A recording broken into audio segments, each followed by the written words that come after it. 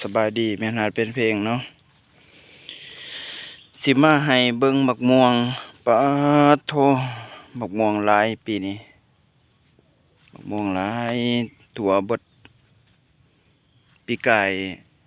หาหมากสิกินกับบ่มีเนาะนี่มีแต่กบบักม่วงนี่บักม่วงหอยตับสาบนี่ว่ามันหล่นน้ำแน่เนาะผลแม่นเบิดพุ่น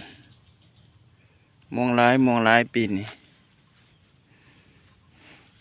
อยู่สวนมันคือเก่านี่สิมาให้เบิ่งกกตัวนี้อีกม่วงหลายเต็มเบิด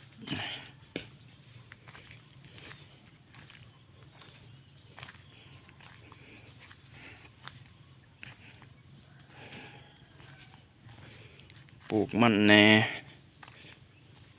นี่ตัวนี้แห้งหลายพี่น้องเอ้ยสำคัญกับข้าวสารยังบ่ทอเนาะกบหลายนี่หล่นลงมานี่บ่แม่นมีแต่หมากดิบได้พี่น้องหมากสุกกินสมมันหวานเป็นตาแซ่บสีเป็นตาแซ่บเด้อพี่น้องหมากสุกบางคนก็ว่าโอ้ยอยากกินใบเขาเด้เดี๋ยวสิให้เบิ่งเนาะ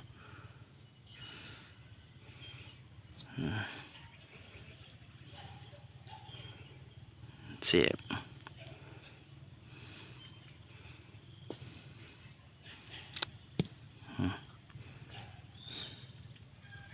สีอำทำพี่น้อย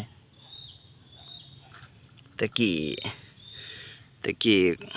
ปลูกขาอันแต่ยังหน่อยเนาะมักม่วงกระซ้อนี่แหละเคยเอาไปกินกับเขาบางคนยัดเอาเขายัดลงใส่ในมักม่วงแล้วก็กินเนาะมักม่วงหลายปีนี่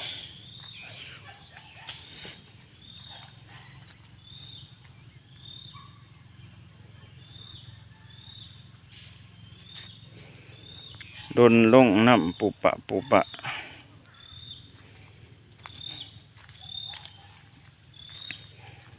เจะไปเบิ่งกงนั่นอีกมีแต่บักม่วงนี่กำลังหล่นลงมานี่ก็แม่นหล่นบ่ได้ถ่ายคลิปเนาะ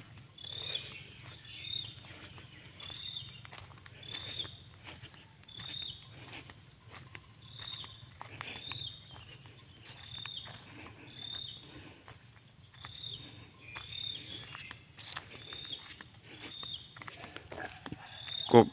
นี่ก็เป็นกบมักม่วงเนาะ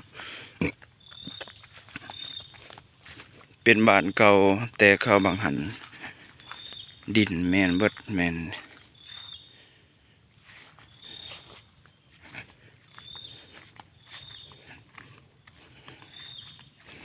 นี่กบตัวนี้มีแต่หมากสุกพี่น้องเอ้ยโดนปุปะแม่นเบิดมักม่วง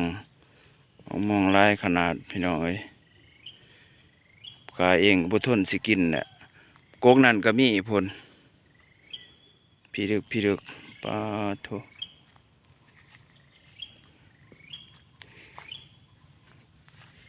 เอาไปเฮ็ดบักม่วงแผ่นก็ได้นี่มักสุกมันพี่น้องเอ้ยหล่นลงมา